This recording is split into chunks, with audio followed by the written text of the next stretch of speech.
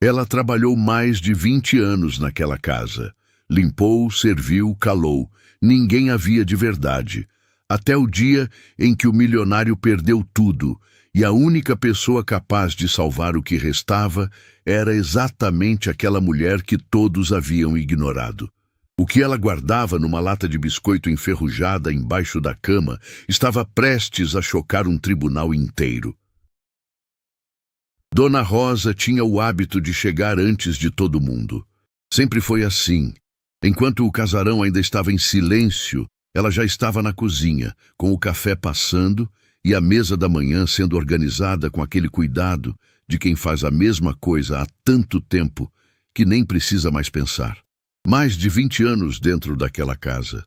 Ela conhecia cada canto, cada rangido de porta, cada hábito de cada membro daquela família. Sabia quando o Renato estava preocupado com os negócios, pelo jeito que ele mexia no café sem tomar. Sabia quando a Luciana havia chorado à noite pelo vermelho discreto nos olhos pela manhã. Sabia quando o Felipe estava mentindo para os pais porque ele comia demais no jantar quando estava nervoso. Ela sabia de muita coisa. E calava sobre tudo, porque não era da conta dela, e porque aprendeu desde cedo que empregada que fala demais não dura muito em casa de gente rica. Mas havia uma diferença entre falar e guardar, e Dona Rosa guardava.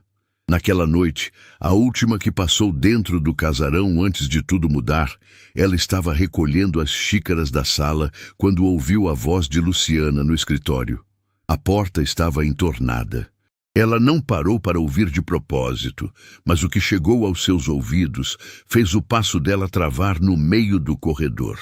Não eram as palavras em si, era o tom, a frieza, aquele jeito de falar de um plano como se estivesse organizando uma lista de compras. Dona Rosa ficou parada por alguns segundos, depois continuou caminhando. Pegou as xícaras, foi para a cozinha, lavou tudo, secou, guardou no lugar certo. E antes de apagar a luz, abriu a gaveta onde guardava o caderninho pequeno que usava para anotar o que precisava comprar no mercado, e escreveu 3 linhas com a letra que aprendeu tarde na vida, miúda e torta, mas legível. Guardou o caderninho no bolso do avental, apagou a luz, foi embora. Naquela mesma noite, do outro lado da casa, Renato Cavalcante estava no escritório, olhando para a janela sem ver nada. Ele tinha construído o Grupo Cavalcante em quase 30 anos de trabalho, começando com uma transportadora de 2 caminhões e chegando até um grupo empresarial com centenas de funcionários em 4 estados. Não era um homem perfeito. Sabia disso. Era distante quando deveria estar presente, calado quando deveria falar, ausente em jantares e aniversários que pareciam menos urgentes que reuniões que poderiam esperar. Mas era honesto, e acreditava que honestidade protegia de muita coisa. Não sabia ainda que não protegia de tudo. A cena aconteceu rápido demais para que ele pudesse processar em tempo real.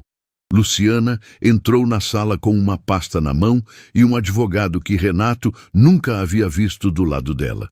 Colocou os documentos sobre a mesa e disse, com aquela voz que ele conhecia, mas que naquela noite soava diferente, que ela havia tomado uma decisão, que o casamento havia acabado, e que ela tinha provas de que ele havia desviado recursos do patrimônio familiar durante anos. Renato olhou para os documentos, viu a assinatura dele em páginas que nunca havia tocado. Sentiu o estômago virar. "Eu nunca assinei isso", ele disse. "O perito diz que sim", ela respondeu. Foi nesse momento que Felipe desceu a escada. O barulho das vozes havia chegado até o quarto dele, e ele veio ver o que estava acontecendo com aquela cara de quem ainda está entre o sono e o mundo real. Parou no meio da escada, olhou para a mãe, olhou para o pai, olhou para os papéis sobre a mesa. E o que Renato viu no rosto do filho não foi raiva, foi decepção, aquele tipo de decepção que só aparece quando alguém já foi preparado para acreditar em alguma coisa. E a cena na frente dele confirmou exatamente o que lhe disseram.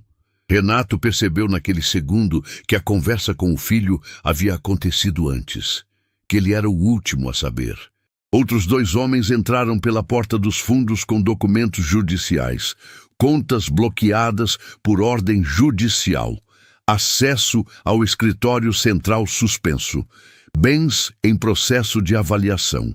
Tudo assinado, tudo carimbado, tudo dentro de uma ordem que havia sido construída com tempo e cuidado por alguém que conhecia cada detalhe da estrutura que ele havia levado décadas montando. Renato ficou de pé no meio da sala, enquanto as pessoas se moviam ao redor dele como se ele fosse um móvel. E pela primeira vez em 30 anos de decisões difíceis, ele não sabia o que fazer. Não porque faltava coragem, mas porque ainda estava tentando entender como alguém havia construído uma armadilha tão precisa dentro da própria casa dele e ele não havia visto nada. Mais tarde, num quarto de hotel que cheirava a desinfetante e tinha uma janela que dava para um muro, Renato ficou sentado na beira da cama com o telefone na mão. Ligou para Dona Rosa. Caiu na caixa postal. Ligou de novo. Mesma coisa. Mandou mensagem. Nada. Ele não sabia ainda que ela havia sido chamada por Luciana naquela mesma tarde antes de tudo acontecer e dispensada com 1 mês de salário adiantado e uma frase curta, que seus serviços não seriam mais necessários, sem explicação, sem tempo para se despedir de ninguém, uma sacola plástica com os pertences pessoais, a chave devolvida, a porta fechada. Dona Rosa havia saído daquela casa sem fazer barulho, do mesmo jeito que havia entrado mais de 20 anos atrás. Mas desta vez saiu com alguma coisa que Luciana não havia calculado. Saiu com tudo o que havia guardado. Nos dias seguintes, Renato tentou entender a extensão do que havia acontecido. O advogado que contratou às pressas explicou que os documentos apresentados eram tecnicamente impecáveis, que a assinatura havia passado por uma primeira análise pericial sem levantar suspeitas e que o processo havia sido protocolado com uma antecedência que indicava planejamento de meses, talvez mais. Renato ouvia tudo aquilo e pensava numa coisa só. Quem havia ajudado a construir aquilo conhecia cada detalhe da empresa, cada estrutura, cada contrato. E esse alguém tinha acesso à vida dele de um jeito que ia além dos documentos. Foi no 5º dia, quando ele já começava a acreditar que estava verdadeiramente sozinho naquilo, que o envelope chegou. Sem remetente, sem carimbo de origem. Com a letra de quem aprendeu a escrever tarde, miúda e torta, mas completamente legível. Ele abriu devagar. Dentro havia uma única folha. E no centro da folha, escrito com a mesma letra simples do envelope, uma frase que ele leu 3 vezes antes de conseguir respirar direito. Eu estava lá, eu vi tudo. Quando o momento chegar, estarei pronta. Rosa. Renato ficou olhando para aquela folha por um tempo longo. Pensou nos mais de 20 anos em que aquela mulher havia estado dentro da sua casa, invisível para todos, presente em tudo. Pensou nas vezes que ela havia colocado o café na mesa sem que ninguém pedisse, arrumado o que estava fora do lugar sem que ninguém notasse, resolvido o que estava errado sem que ninguém soubesse. E pensou que talvez, durante todo esse tempo, enquanto ele olhava para planilhas e contratos e reuniões, a pessoa que mais entendia o que acontecia dentro da sua própria casa era a mulher que ninguém via. Ele dobrou o papel com cuidado, colocou no bolso e pela primeira vez em dias sentiu algo diferente no peito. Não era esperança ainda, era menor que isso. Era apenas a sensação de que talvez não estivesse completamente sozinho. E às vezes, quando tudo desabou, é isso que basta para a pessoa continuar de pé. O endereço que Renato tinha era de anos atrás, anotado numa agenda que ele nem sabia que ainda existia. Um bairro simples, do outro lado da cidade, longe do casarão, longe dos escritórios, longe de tudo que fazia parte da vida que ele conhecia. Ele foi de táxi porque o carro havia sido bloqueado junto com tudo o mais, e ficou olhando pela janela enquanto as ruas iam mudando, ficando mais estreitas, mais humanas, com calçadas irregulares e crianças brincando na frente das casas no meio da tarde. Quando o táxi parou no endereço certo, Renato olhou para a casa pequena, com a grade pintada de verde e a planta na janela, e ficou alguns segundos sem sair do carro. Não sabia bem o que esperava encontrar. Não sabia bem o que ia dizer. Só sabia que aquela folha dobrada no bolso do paletó era a única coisa concreta que tinha nas mãos, e que a mulher que a escreveu era a única pessoa que havia se manifestado desde que tudo desabou. Ele bateu na grade com cuidado. A porta da casa se abriu antes que ele batesse uma segunda vez. Dona Rosa estava na porta com o avental ainda amarrado na cintura, como se tivesse acabado de sair da cozinha. Olhou para ele, sem surpresa, sem susto, sem aquela expressão de quem não esperava a visita. Apenas abriu a grade e disse com a voz de sempre, a mesma de 20 anos de manhãs dentro da sua casa: "Entra, seu Renato, o café ainda está quente." Ele entrou. A casa era pequena e muito limpa. Cheirava a comida e a sabão, daquele jeito que cheira a casa de gente que cuida do que tem. Havia uma toalha bordada sobre a mesa da sala, um aparelho de televisão mais velho que a maioria dos que existiam no casarão, e numa prateleira na parede, algumas fotos em porta-retratos simples. Renato passou os olhos por tudo aquilo e sentiu alguma coisa que não conseguiu nomear imediatamente. Depois entendeu. Era a sensação de estar num lugar onde nada era fingido.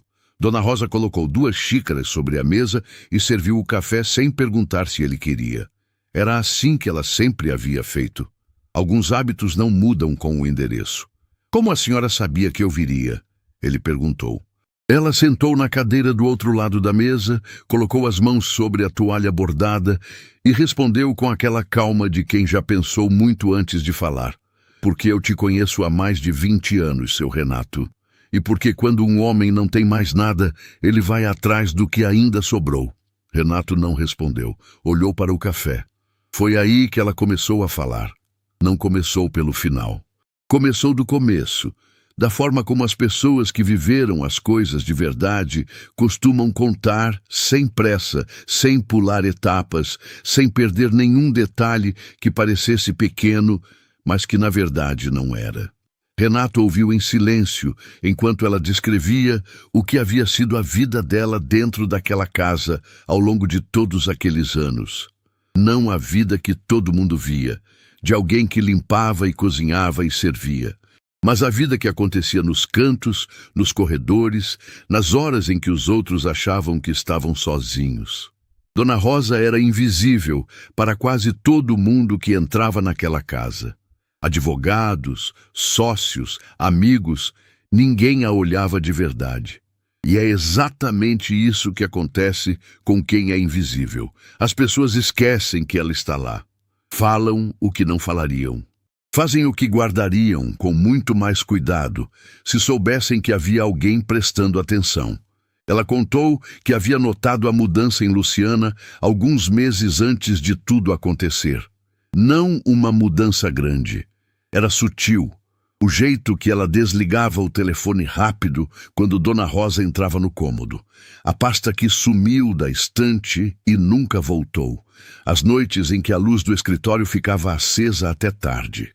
Renato ouviu tudo com uma atenção que ele raramente dava a qualquer coisa. Cada detalhe se encaixava num lugar que ele não havia conseguido preencher. Depois, ela se levantou. Foi até o quarto e voltou com uma lata de biscoito enferrujada, daquelas que antigamente vinham cheias de bolachas amanteigadas e que as famílias guardavam para colocar linha de costura ou botões avulsos. Colocou a lata sobre a mesa com um cuidado desproporcional ao tamanho dela, como se soubesse exatamente o peso do que estava ali dentro. Abriu devagar. Dentro havia papéis dobrados com atenção, um pendrive velho de plástico azul e uma foto impressa numa folha comum de papel sulfite, levemente desbotada nas bordas, mas completamente nítida no centro. A foto havia sido tirada com uma câmera descartável que ela ganhou de presente de Natal da família. Ela havia tirado por acidente numa tarde em que foi até um restaurante entregar um pertence esquecido de Luciana. A câmera disparou antes que ela enquadrasse direito, e o que ficou registrado não foi o que ela queria fotografar. Foi Luciana, sentada numa mesa do fundo do restaurante com um homem que Renato reconheceu imediatamente, Dr. Marcelo Furtado. O mesmo Dr. Marcelo Furtado que havia sido apresentado semanas atrás como o advogado que Luciana havia contratado para cuidar do processo. O mesmo que havia entrado na sala do casarão ao lado dela naquela noite com a pasta de documentos. O mesmo que, segundo todos os registros, havia sido contratado apenas recentemente. A foto dizia outra coisa. A foto dizia que os dois se conheciam há muito mais tempo do que qualquer documento afirmava. Renato ficou olhando para aquela imagem por um tempo que ele mesmo não conseguiu medir. Depois, olhou para Dona Rosa. Quando foi isso? Ela disse à época com precisão. Era antes do processo. Bem antes. Antes de qualquer sinal visível de que algo estava sendo planejado. Ele colocou a foto sobre a mesa e passou a mão pelo rosto. Dona Rosa esperou. Ela era boa em esperar. Então veio a revelação que mudou tudo. Dona Rosa contou com a mesma voz calma, sem drama, sem pausa para efeito, como quem está descrevendo algo que viu e que não tem como não ter visto. Disse que numa noite de algumas semanas antes do confronto, ela havia esquecido o caderninho na cozinha e voltado para buscá-lo depois que achava que todo mundo havia dormido. Ao passar pelo corredor do escritório, viu a luz acesa e a porta entornada. E antes que pudesse se afastar, o que enxergou pela fresta a fez parar completamente. Luciana estava sentada à mesa do escritório com uma folha de papel à frente e uma caneta na mão. Não estava escrevendo uma carta. Não estava preenchendo um formulário. Estava repetindo a mesma coisa várias vezes, linha por linha, com concentração total, inclinando a mão num ângulo que não era o dela. Estava treinando uma assinatura, a assinatura de Renato. Dona Rosa ficou parada na fresta por alguns segundos. Depois recuou devagar, sem fazer barulho, foi até a cozinha, pegou o caderninho e, antes de sair, abriu a gaveta onde Luciana costumava guardar folhas avulsas. Tirou a folha de cima da pilha com os treinos de assinatura, dobrou com cuidado e colocou dentro do caderninho. Naquela noite ela não dormiu.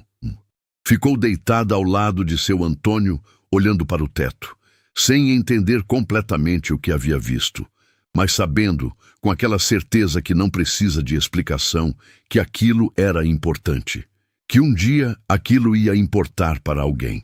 A folha estava na lata. Dona Rosa a tirou dos papéis dobrados e colocou sobre a mesa ao lado da foto. Renato olhou para as duas coisas juntas e sentiu o peso daquele momento de um jeito físico, como se o ar tivesse ficado mais denso no pequeno cômodo daquela casa simples.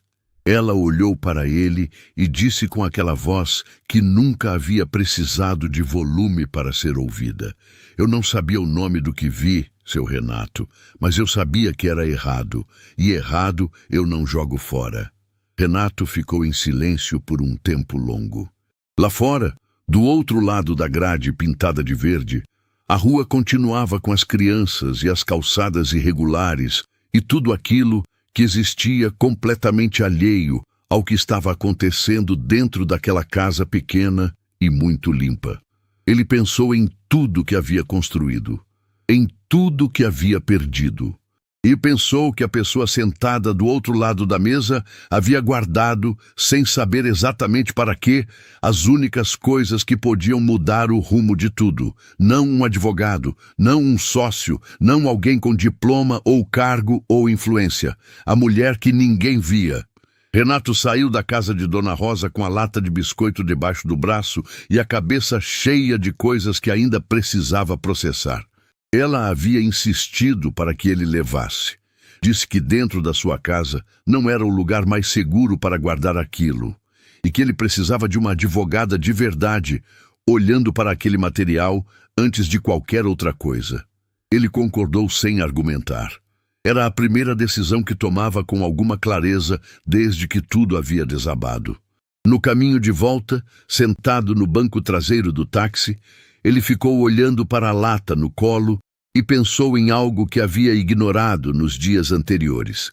Quando tentou ligar para Dona Rosa, logo depois do confronto, e o número caiu na caixa postal, ele não foi até o endereço porque estava convicto de que ela havia sido orientada a não falar com ele. Achou que o silêncio dela era parte do plano de Luciana. Levou dias para entender que o silêncio era proteção, não abandono. Que Dona Rosa estava quieta porque estava guardando, não porque havia escolhido o outro lado.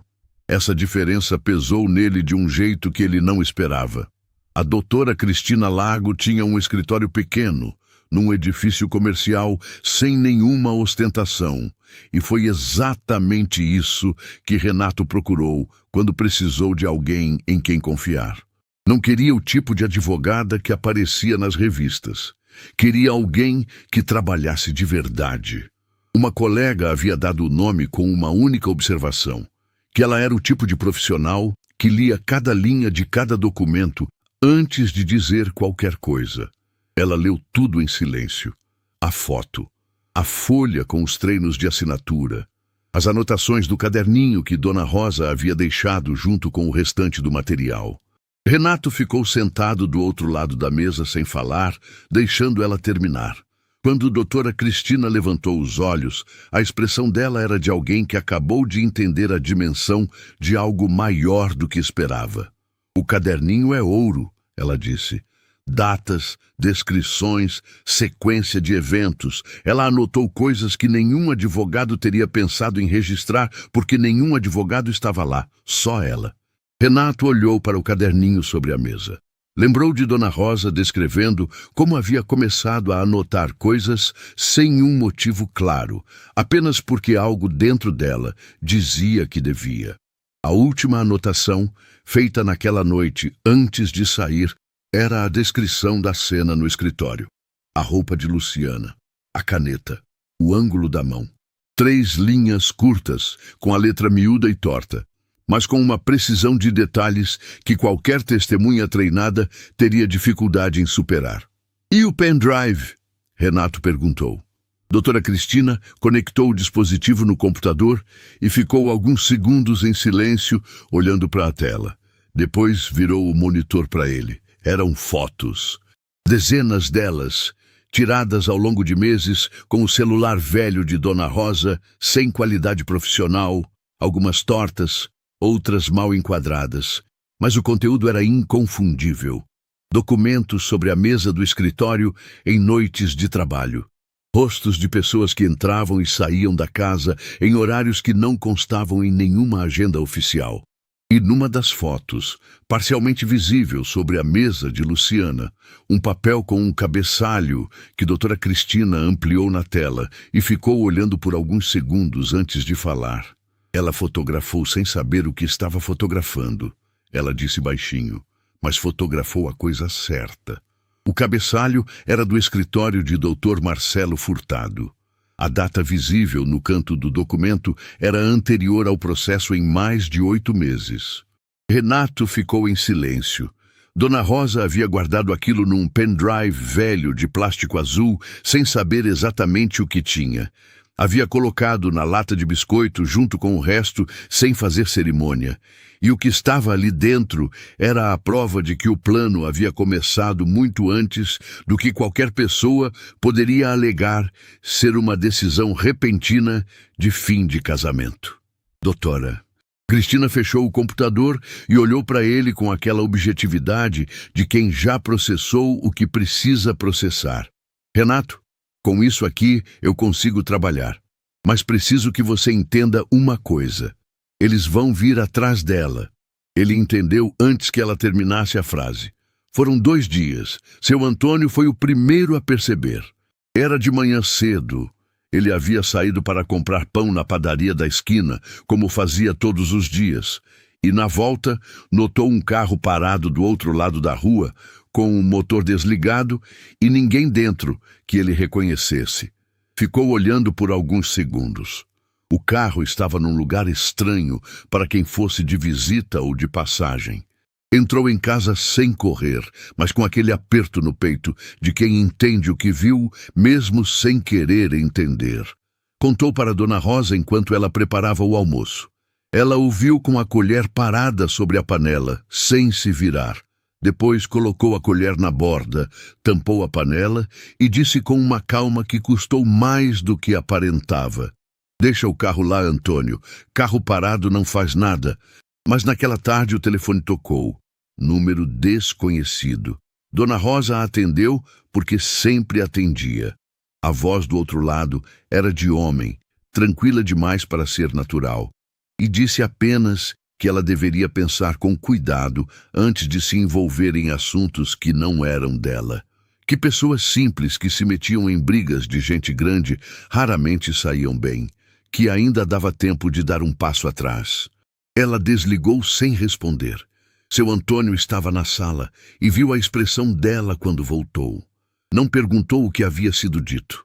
Perguntou apenas: "É sério?" "É", ela respondeu. Ele ficou quieto por um momento. Depois levantou da cadeira, foi até a janela, olhou para a rua e ficou de costas para ela por um tempo que pareceu longo. Quando virou, os olhos estavam vermelhos. Não de choro ainda.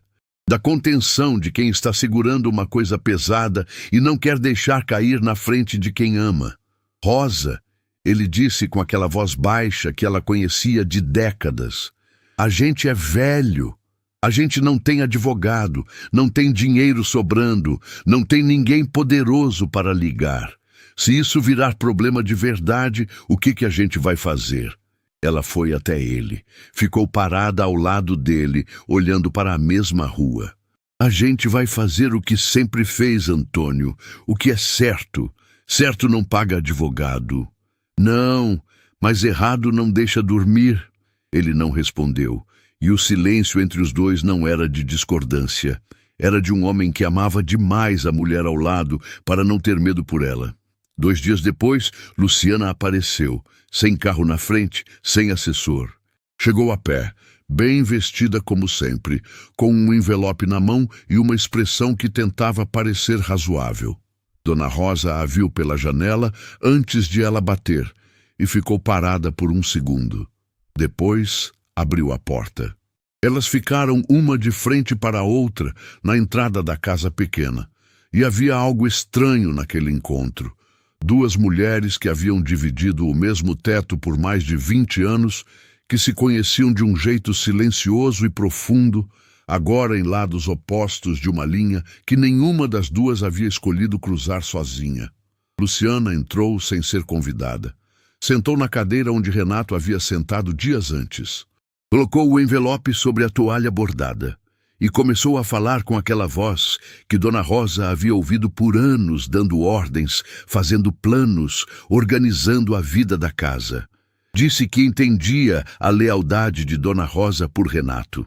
Disse que não estava ali para comprar ninguém. Disse que apenas queria que ela entendesse o que realmente havia acontecido naquele casamento. Os anos de solidão, as promessas não cumpridas, um homem que construiu um império e esqueceu de construir uma família. E então disse algo que parou Dona Rosa por dentro, porque era verdade. Você trabalhou mais de 20 anos para ele e ele nunca perguntou o seu sobrenome. O silêncio que se seguiu foi pesado. Dona Rosa olhou para o envelope, olhou para Luciana e pegou o envelope com cuidado, abriu, olhou para dentro sem mudar a expressão. Depois fechou, dobrou ao meio e devolveu com uma calma que não era frieza. Era algo mais antigo que frieza. "A senhora tem razão em algumas coisas, Dona Luciana. Ele foi distante, ele falhou. Isso é verdade e eu vi." Fez uma pausa curta. "Mas a senhora falsificou a assinatura dele." "Isso eu também vi." Luciana ficou imóvel. "Errado não se paga com errado." Dona Rosa completou, "e dinheiro nenhum muda o que eu vi com os meus próprios olhos." Luciana se levantou devagar, pegou o envelope sem dizer mais nada e foi até a porta. Mas antes de sair, virou. E o que Dona Rosa viu no rosto dela naquele momento não era raiva. Era algo mais frio, mais calculado, como quem acabou de confirmar que o plano A não funcionou e já sabe exatamente qual é o próximo passo. A porta fechou. Dona Rosa ficou parada no meio da sala por alguns segundos. Depois foi até a cozinha, destampou a panela, pegou a colher e começou a mexer o almoço como se nada tivesse acontecido. Mas as mãos tremiam levemente e ela sabia que o pior ainda estava por vir. O passo seguinte de Luciana chegou antes do amanhecer. Dona Rosa ainda estava deitada quando seu Antônio sacudiu o ombro dela com mais urgência do que era do feitio dele. Ele havia acordado cedo, como sempre, saído para buscar o pão. E na volta encontrou uma vizinha na calçada com o telefone na mão e uma expressão que ele não gostou de ver. A vizinha mostrou uma publicação numa rede social de um perfil sem foto e sem nome que circulava pelo grupo do bairro. O texto dizia que uma moradora daquela rua havia furtado joias de uma família rica durante anos de trabalho doméstico e que um processo havia sido aberto. Não citava nome diretamente, mas citava a rua e o bairro. E quem morava ali sabia muito bem de quem se tratava. Dona Rosa leu em silêncio. Devolveu o telefone para seu Antônio sem comentário. Levantou da cama, foi até o banheiro, lavou o rosto com água fria e ficou olhando para o espelho por alguns segundos. Depois foi fazer o café. Seu Antônio ficou parado na porta da cozinha, observando ela. Conhecia aquele silêncio. Era o silêncio de Rosa quando alguma coisa estava pesando demais para caber em palavras. Ao longo daquele dia, as consequências foram chegando em camadas. Uma conhecida que trabalhava na mesma rua cruzou com ela na padaria e desviou o olhar. O rapaz do mercado, que sempre a chamava pelo nome, ficou sem jeito na hora de cumprimentar. Ninguém perguntou nada diretamente porque ninguém tinha coragem. Mas o peso do que estava circulando era palpável em cada olhar torto, em cada silêncio que durava um segundo a mais que o normal. Dona Rosa voltou para casa, guardou as compras e sentou à mesa da cozinha. Ficou ali por um tempo longo, com as mãos sobre a toalha bordada, olhando para nada. E o narrador entra aqui porque é preciso entrar, porque o que acontecia dentro dela naquele momento não aparecia no rosto, mas era real e pesado e humano. Ela pensava nos mais de 20 anos dentro daquela casa, nas manhãs em que chegou antes de todo mundo e nas noites em que saiu depois de todos terem dormido. Pensava no Natal em que ganhou a câmera descartável e ficou tão feliz que fotografou a mesa do almoço por 3 ângulos diferentes. Pensava nas vezes em que o Felipe ainda era pequeno e pedia para ela contar histórias enquanto esperava o jantar. Pensava em tudo aquilo e pensava também que havia ficado calada sobre muita coisa durante muito tempo, não por covardia, mas porque não era da conta dela e porque a empregada que fala demais não dura. Mas havia uma diferença entre calar e mentir. E o que estavam pedindo agora era que ela mentisse com o silêncio. À noite, seu Antônio sentou do outro lado da mesa e ficou olhando para ela. Ele não era homem de muitas palavras, nunca foi, mas as poucas que dizia chegavam no lugar certo. Esperou ela levantar os olhos.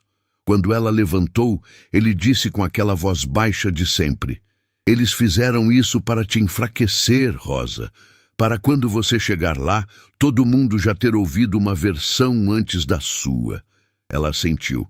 "E vai funcionar?" ele perguntou. Ela ficou em silêncio por um momento. Depois respondeu: "Depende do que a gente fizer agora." Seu Antônio respirou fundo. E então fez algo que ela não esperava. Levantou da cadeira, foi até o quarto e voltou com uma caixa de sapato velha que ficava no alto do armário. Colocou sobre a mesa e abriu. Dentro havia dinheiro guardado em envelope, o tipo de reserva que gente simples constrói durante anos, guardando um pouco de cada mês, sem contar para ninguém. Ele empurrou a caixa na direção dela sem dizer nada. Dona Rosa olhou para a caixa, olhou para ele, sentiu a garganta apertar de um jeito que ela não conseguiu controlar completamente. Antônio, não é suficiente para muito, ele disse. Mas é suficiente para começar. Se a doutora Cristina precisar de alguma coisa, a gente tem isso. Ela fechou a caixa devagar e empurrou de volta para ele. Guarda, a doutora. Cristina não vai cobrar nada da gente, Antônio. Quem está pagando é o Renato. Eu sei, mas quero que você saiba que se precisar, eu dou tudo que tenho. Ela ficou olhando para ele por um tempo. Aquele homem quieto que havia chorado de medo semanas atrás, que havia pedido para ela recuar, estava agora empurrando a reserva da vida inteira deles na direção dela sem hesitar.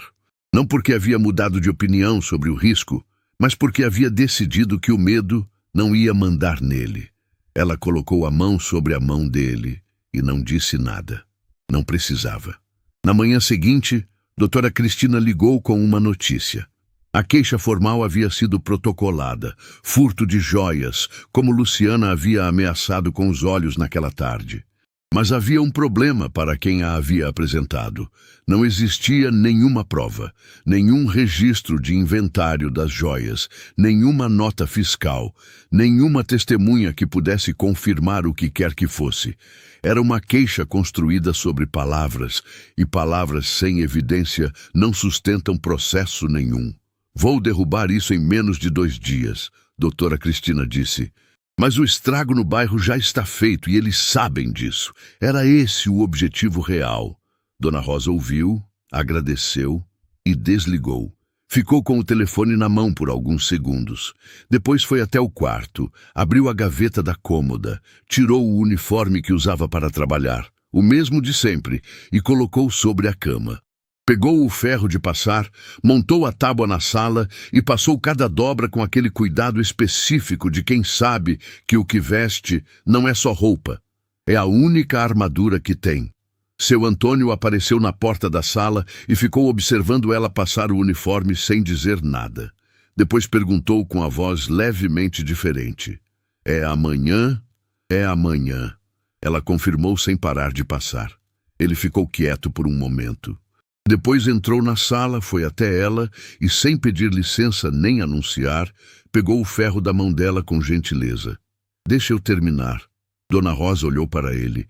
Ele estava olhando para o uniforme com uma concentração que ela reconheceu. Era a mesma concentração que ele colocava em qualquer coisa que considerava importante. Ela recuou um passo e deixou. Ficou observando o marido passar o uniforme dela em silêncio, aquele homem simples e bom que havia guardado dinheiro durante anos num envelope numa caixa de sapato e que agora passava ferro numa manhã de semana como se fosse a coisa mais importante que poderia estar fazendo naquele momento. E era. Na manhã do tribunal, Dona Rosa se vestiu devagar.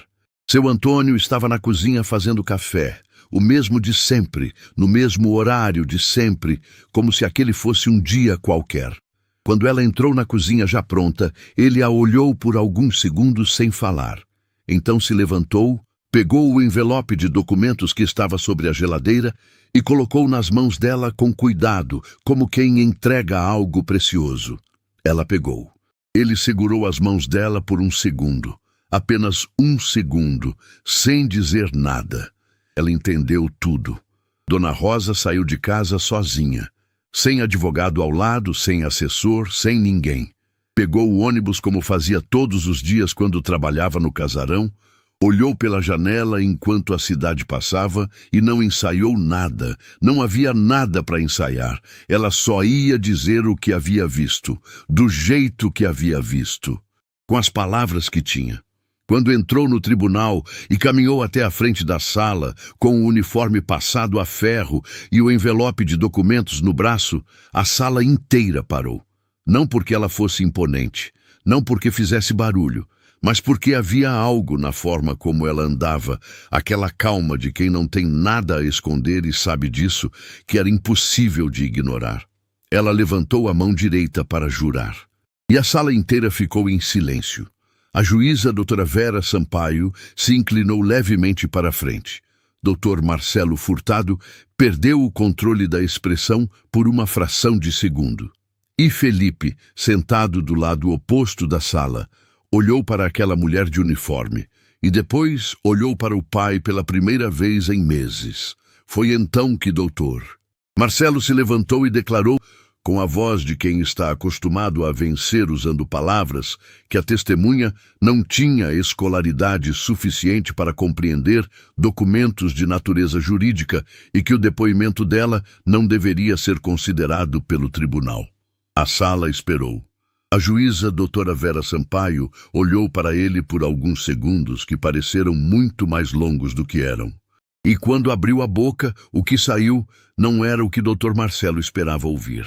A juíza doutora Vera Sampaio olhou para Dr. Marcelo por alguns segundos que pareceram muito mais longos do que o relógio marcou.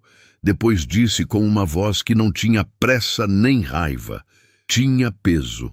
Doutor, esta corte avalia testemunhos, não diplomas. A senhora pode continuar. A sala soltou o ar que estava segurando. Doutor, Marcelo sentou devagar, com aquele movimento controlado de quem está recalculando sem querer mostrar que está recalculando. Dona Rosa não olhou para ele. Manteve os olhos na juíza e começou a falar. E foi aí que a sala entendeu que havia subestimado aquela mulher. Não era a voz, não era o vocabulário, que era simples e direto como sempre foi. Era a precisão. Dona Rosa descrevia cada detalhe daquela noite no escritório com uma clareza que advogados treinados teriam dificuldade de reproduzir.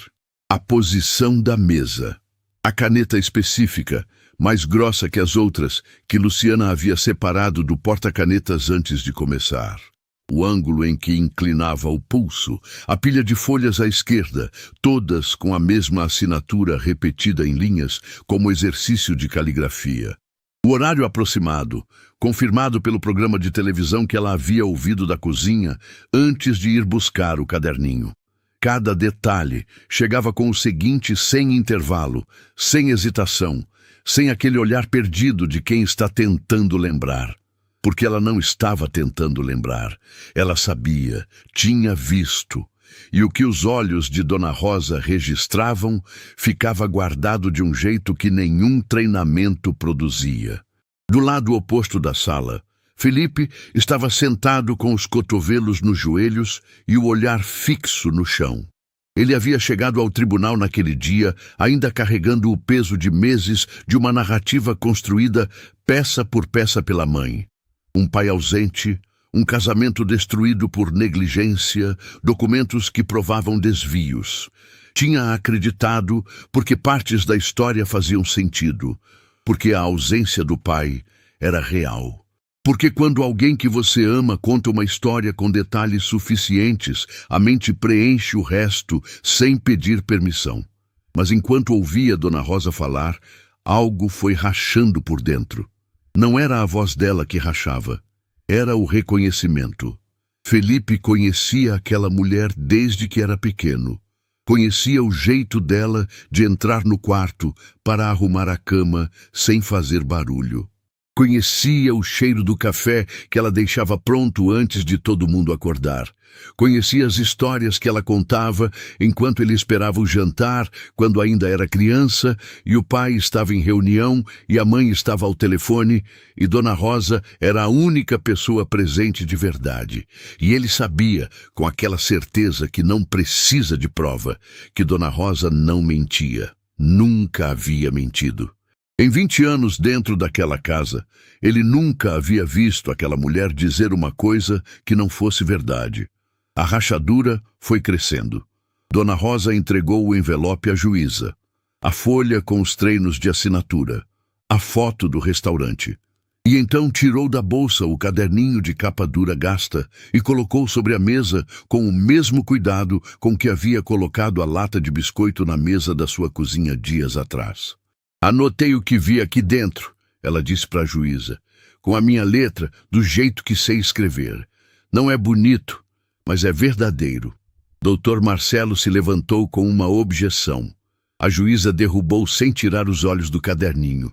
Ele tentou uma segunda, derrubou de novo. Na terceira, A juíza o olhou com uma expressão que dispensava palavras, e ele sentou. A perícia técnica havia sido solicitada por Dra. Cristina na sessão anterior e o laudo estava pronto. O perito se levantou e confirmou em linguagem técnica o que Dona Rosa havia descrito em linguagem simples. A letra nos treinos de assinatura da folha, encontrada na lata, era consistente com amostras da escrita de Luciana Cavalcante. A assinatura reproduzida naquela folha era consistente com a assinatura de Renato Cavalcante, presente nos documentos contestados. O silêncio que caiu na sala depois do laudo era de um tipo diferente de todos os silêncios anteriores. Era o silêncio de quando uma verdade, que estava embaixo de tudo, finalmente sobe para a superfície e não tem mais como descer. Renato estava parado com os olhos fechados. Doutora Cristina colocou a mão no braço dele por um segundo. Ele não abriu os olhos. Foi nesse momento que Felipe se levantou. Não foi um movimento brusco. Foi devagar, como alguém que tomou uma decisão que custou alguma coisa e está honrando esse custo com cada passo. Ele saiu da fileira onde estava sentado, passou pelo corredor central da sala e foi se sentar na cadeira vazia imediatamente atrás do pai. A sala inteira acompanhou aquele trajeto em silêncio. Luciana acompanhou também. E o que aconteceu no rosto dela quando o filho cruzou a sala não foi raiva. Foi algo que doía mais de ver do que raiva. Foi a expressão de quem percebe, num único momento, a extensão real do que as próprias escolhas custaram. Renato sentiu a presença do filho atrás dele antes de abrir os olhos. Virou devagar.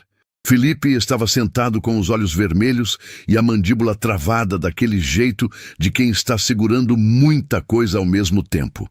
Pai e filho se olharam por alguns segundos sem dizer nada. Renato disse apenas: "Não precisava, filho." "Precisava", Felipe respondeu, e não disse mais nada. Não havia mais nada a dizer. Dr. Marcelo fez uma última tentativa.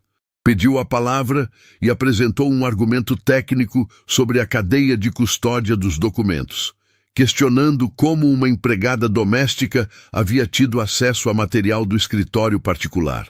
Era uma manobra desesperada, e todo mundo na sala sabia que era uma manobra desesperada, inclusive ele. Doutora Cristina respondeu com 3 frases. A primeira explicou que o material havia sido obtido de forma completamente lícita. Eram documentos que estavam no lixo ou em áreas comuns da residência. A segunda lembrou ao tribunal que a própria queixa de furto apresentada pela parte contrária havia sido arquivada por absoluta falta de provas 2 dias antes. A terceira foi desnecessária, mas ela disse assim mesmo e a sala concordou em silêncio. O que minha cliente fez foi guardar o que viu. Isso não é crime, é coragem. A juíza, doutora Vera Sampaio, anunciou a suspensão da sessão para a análise final das provas. Deu um prazo curto. Disse que a decisão viria antes do fim do dia. No corredor, enquanto esperavam, Renato ficou sabendo pela doutora Cristina que havia tomado conhecimento da queixa de furto contra Dona Rosa, no mesmo dia em que foi protocolada. Havia ligado para a doutora Cristina imediatamente, furioso de um jeito que ele raramente ficava, pedindo que derrubasse aquilo o mais rápido possível. Doutora Cristina havia derrubado em menos de 48 horas. Mas o estrago no bairro de Dona Rosa já estava feito. E Renato sabia disso, e esse peso ficou nele de um jeito que nenhum veredito ia tirar completamente. Ele foi até Dona Rosa, que estava sentada num banco do corredor com seu Antônio ao lado. Seu Antônio havia chegado mais cedo, sozinho, sem que ninguém pedisse, e estava ali com a camisa passada e as mãos juntas no colo, quieto como sempre, presente como sempre. Renato parou na frente dos dois, olhou para Dona Rosa por alguns segundos e disse com uma voz que não estava inteiramente sob controle: "O que fizeram com a senhora lá no bairro não devia ter acontecido. E aconteceu por causa de mim." Dona Rosa o olhou com aquela calma de sempre. "Aconteceu por causa da verdade, seu Renato. Não por causa do Senhor. É a mesma coisa. Não é, ela disse com firmeza gentil. O Senhor não pediu para eu guardar nada. Eu guardei porque era certo. O que vieram fazer depois foi escolha deles, não consequência sua. Renato ficou olhando para ela. Depois olhou para seu Antônio, que estava ouvindo tudo com os olhos no chão. O senhor sabia que ela ia até o fim nisso? Seu Antônio levantou os olhos, pensou por um segundo.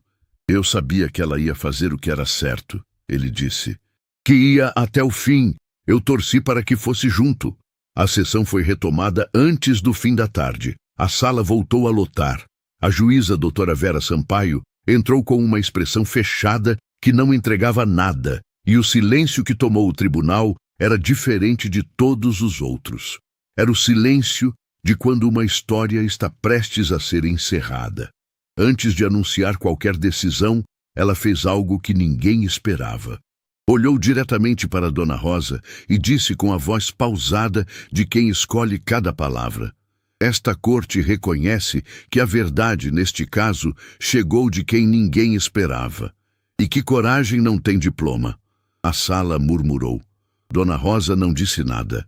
Apenas abaixou levemente a cabeça, e a juíza abriu a pasta na sua frente para anunciar o que todos estavam esperando. A sessão foi suspensa por 2 horas. Tempo suficiente para que o corredor do tribunal virasse um lugar onde cada pessoa presente evitava olhar diretamente para as outras. Dr. Marcelo ficou de um lado com 2 assistentes, consultando papéis com uma concentração que parecia mais encenação do que trabalho real. Doutora. Cristina ficou do outro lado com Renato falando pouco, porque já havia dito tudo que precisava ser dito dentro da sala, e sabia que o que viesse agora dependia de uma juíza, não de mais argumentos. Luciana ficou sozinha. Não havia assessor ao lado. Não havia Dr. Marcelo perto o suficiente para parecer aliado. Estava sentada num banco no canto do corredor, com a postura correta de sempre, mas com algo diferente nos olhos que qualquer pessoa que a conhecesse de verdade teria reconhecido imediatamente. Era o olhar de quem passou anos construindo uma coisa e está vendo ela desmontar peça por peça sem conseguir segurar nenhuma. Felipe ficou parado no meio do corredor por alguns minutos, olhando para a mãe de longe, sem se aproximar e sem se afastar. Depois foi até o banco onde Renato estava sentado e sentou ao lado do pai sem dizer nada. Renato não disse nada também. Ficaram os dois em silêncio por um tempo, e esse silêncio era diferente do silêncio que havia entre eles nos últimos meses. Aquele anterior era distância. Esse era outra coisa. Era 2 homens que precisavam de um momento antes de conseguir falar. Felipe foi o primeiro a abrir a boca. Começou pelo meio, não pelo começo, porque algumas conversas não têm começo definido. Tem apenas o ponto onde a pessoa finalmente consegue largar o que estava segurando. Disse que a mãe havia começado a conversar com ele sobre o pai meses antes de qualquer documento aparecer. Que tinha sido gradual, quase imperceptível no início. Uma observação aqui, uma lembrança ali, uma pergunta que não era bem uma pergunta, mas plantava uma dúvida.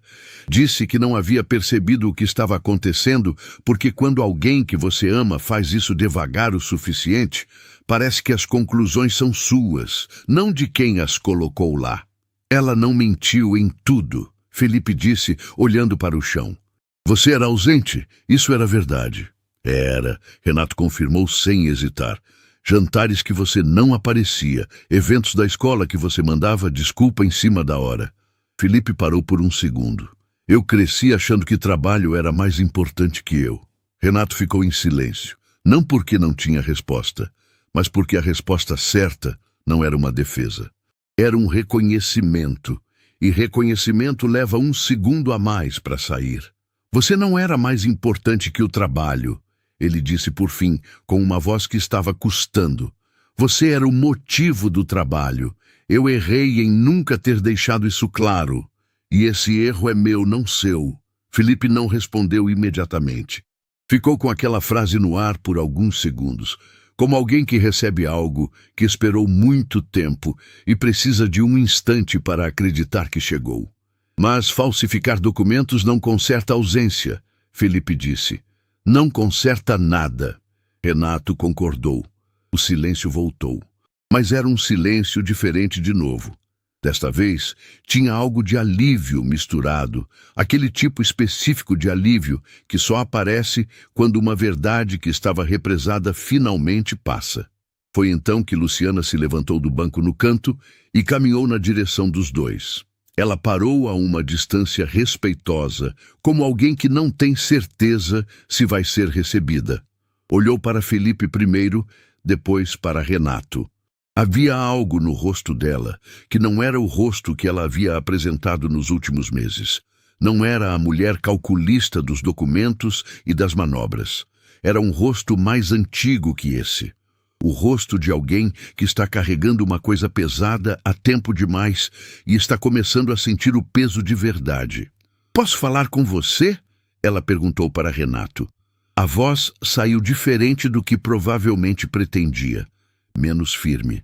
Felipe se levantou automaticamente para dar espaço. Renato fez um gesto sutil para ele ficar. "Pode falar na frente do Felipe. Não tem mais nada aqui que precise ser escondido." Luciana olhou para o filho por um segundo. Depois começou a falar. Não pediu perdão. Renato percebeu isso e percebeu também que era a escolha certa, porque um pedido de perdão naquele momento teria soado como mais uma estratégia. E os dois sabiam disso. O que ela fez foi diferente.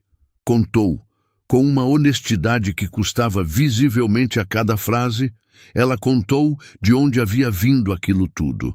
Disse que havia chegado um ponto, alguns anos atrás, em que ela havia olhado para o casamento e sentido que estava sozinha dentro dele, que Renato estava presente fisicamente, mas ausente de um jeito que ela não sabia nomear e que foi corroendo por dentro com o tempo, que havia tentado dizer isso de formas diferentes e que nenhuma havia chegado onde precisava chegar, e que em algum momento a mágoa havia virado uma decisão.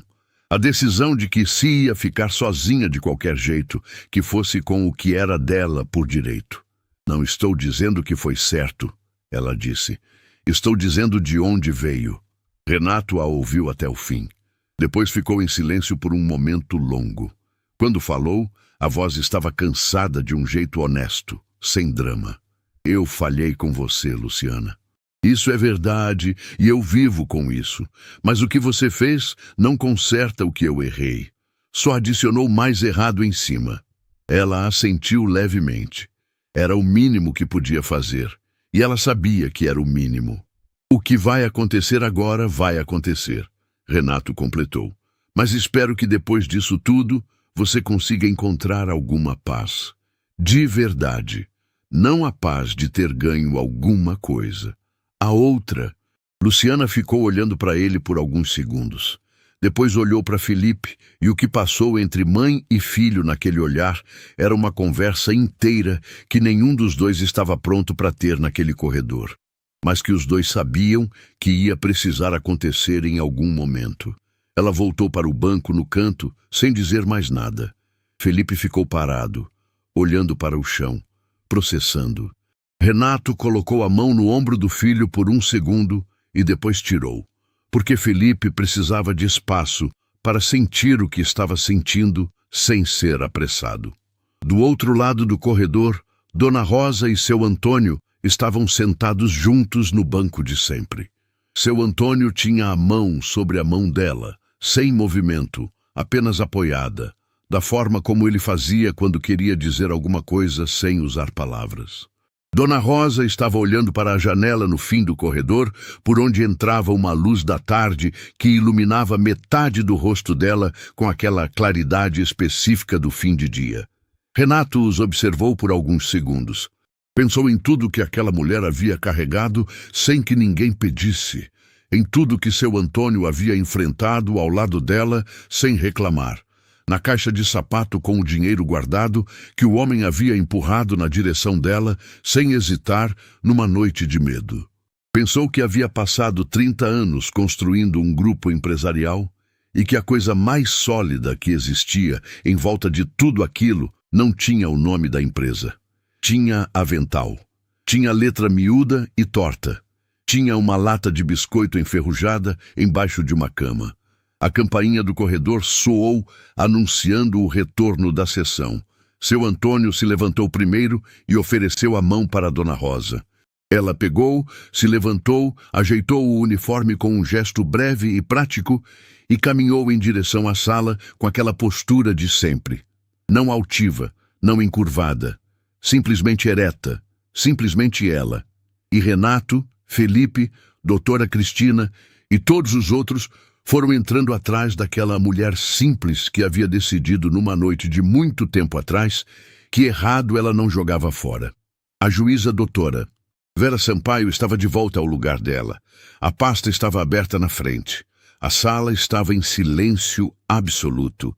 E o que viria a seguir ia mudar tudo. A juíza doutora Vera Sampaio abriu a pasta, ajustou os óculos e olhou para a sala por um segundo antes de começar. Naquele segundo, ninguém respirou. Este tribunal analisou todas as provas apresentadas por ambas as partes. Ela começou com aquela voz pausada que não subia nem descia de tom independente do que estava dizendo. Os documentos contestados foram submetidos à perícia técnica independente. O laudo concluiu, de forma inequívoca, que as assinaturas presentes nos contratos de transferência patrimonial não foram produzidas pelo punho de Renato Cavalcante. Dr. Marcelo se mexeu na cadeira. A folha de exercícios de assinatura, o registro fotográfico e o caderno de anotações apresentados pela testemunha Rosa foram considerados provas lícitas e tecnicamente relevantes. A combinação desses elementos forma um conjunto probatório consistente e suficiente para a decisão que esta corte vai anunciar agora. A sala estava em silêncio absoluto. Os documentos apresentados pela parte autora são declarados fraudulentos. O bloqueio de bens e contas do réu Renato Cavalcante é imediatamente revogado. O Grupo Cavalcante e todos os ativos associados retornam ao controle legal do seu proprietário. O processo é encerrado. Fez uma pausa de 1 segundo apenas. Depois completou. O advogado doutor Marcelo Furtado responderá em processo separado pelos atos praticados no exercício da função. Este tribunal encaminhará as provas ao órgão competente ainda hoje. Dr. Marcelo ficou imóvel. Os 2 assistentes ao lado dele trocaram um olhar rápido. E então ele se levantou devagar, juntou os papéis sobre a mesa com movimentos controlados que tentavam parecer compostura e saiu da sala sem dizer uma palavra. A saída silenciosa de quem sabe que qualquer palavra naquele momento custaria mais do que o silêncio. A sala começou a murmurar. Renato não comemorou. Ficou parado com os olhos fechados, as mãos abertas sobre a mesa, como alguém que precisa de um momento para confirmar que o peso que estava carregando de fato saiu dos ombros. Doutora Cristina colocou a mão no braço dele e disse algo baixinho que só ele ouviu. Ele assentiu sem abrir os olhos. A juíza ainda não havia encerrado. Ela tirou os óculos, colocou sobre a pasta e fez algo que os presentes mais experientes naquele tribunal disseram nunca ter visto antes. Olhou diretamente para Dona Rosa, que estava sentada na cadeira de testemunha, ainda com o envelope vazio no colo, e disse com uma voz que havia perdido um pouco da formalidade de propósito. Esta corte reconhece que a verdade neste caso chegou de quem ninguém esperava, e que coragem não tem diploma. O murmúrio da sala virou algo maior. Algumas pessoas bateram palma. A juíza não incentivou nem conteve, apenas esperou que passasse, fechou a pasta e declarou a sessão encerrada. Renato se levantou. Passou por doutora Cristina, passou pela mesa, passou por todos que estavam ao redor e foi em linha reta até Dona Rosa. Ela estava se levantando quando ele chegou e os 2 ficaram de frente um para o outro por alguns segundos sem dizer nada. Aquele homem que havia construído um império e aquela mulher que havia passado 20 anos servindo café nesse império, agora sem nenhuma hierarquia entre eles, apenas dois seres humanos que haviam passado por algo que não tinha nome fácil. Renato abaixou a cabeça. Não foi um gesto teatral. Foi o movimento natural de quem não tem palavras suficientes e sabe que o corpo às vezes diz melhor. Dona Rosa colocou a mão no ombro dele, aquela mão que havia limpado a casa dele, passado o uniforme dela, segurado a mão de seu Antônio numa cozinha simples numa noite de medo, e disse com a voz de sempre: "Tá acabado, seu Renato. Pode respirar." Ele respirou, fundo, e quando levantou a cabeça, os olhos estavam molhados de um jeito que ele não tentou esconder. Felipe chegou por trás do pai e abraçou os dois ao mesmo tempo. Não planejou, não anunciou. Apenas chegou e abraçou com aquela força de quem está segurando três coisas ao mesmo tempo: alívio, culpa que ainda estava processando e um amor que havia ficado enterrado sob meses de narrativa errada, mas que nunca havia sumido de verdade. Seu Antônio estava encostado na parede do fundo da sala.